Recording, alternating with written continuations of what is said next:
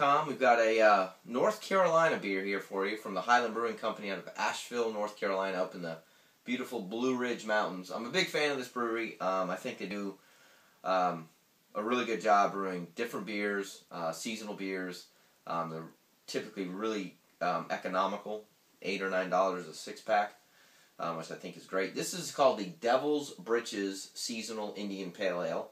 Just came out in stores, at least where I'm at, 2013 in April.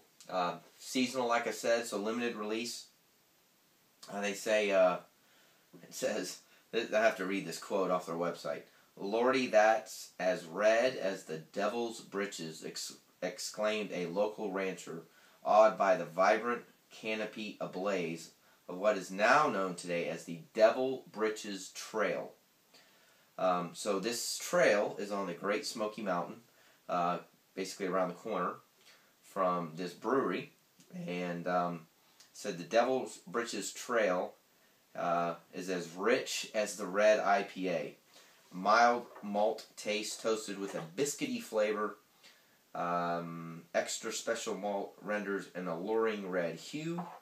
Apollo hops provides a aggressive bitterness at 70 IBUs, while dry hopping with Calypso hops yields a complex, fruity, and floral aroma with hints of pear and apple. This devilishly delicious ale is Highland's twist on the great American IPA. So all of their beers always have this kind of Scottish guy with bagpipes on the top. You probably can't see it on the camera, but most of them typically have that.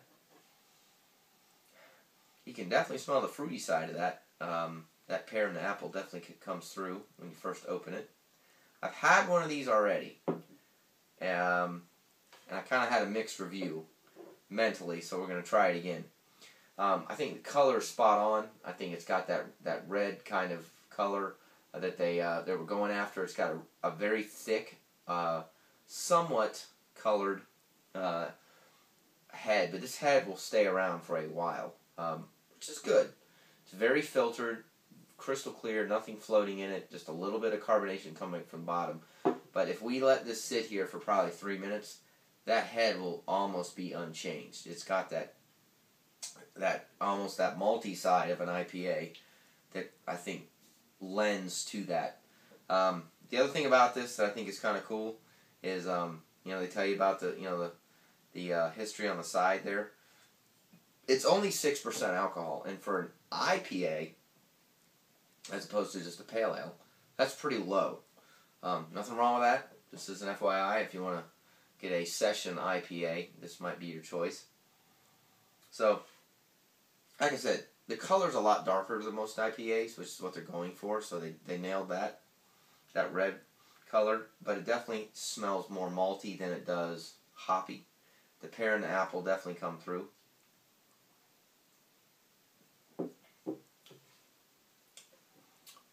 Okay, good. This is what I was expecting.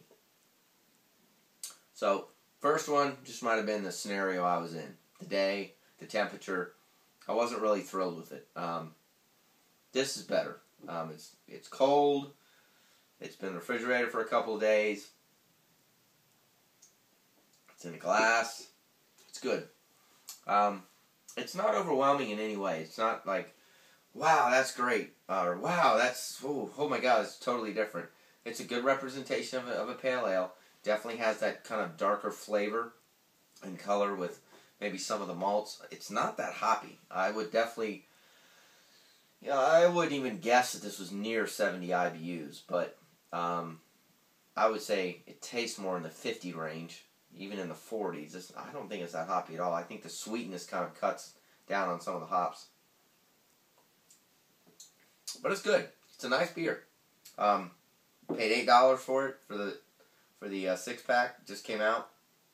I'd buy it again. I like it. There's a lot of other IPAs I like better, but I think to try it, I definitely recommend it. I'd give it about a 3.5 on a rating scale between 1 and 5. Let me know what you think. If you've tried this thing, it's seasonal. I know a lot of people on the East Coast really look forward to the Highland Brewing Company seasonal, so please leave comments on our YouTube channel. You can follow us on Facebook as well as on Twitter. And we appreciate you watching, and we'll see you again real soon. Cheers.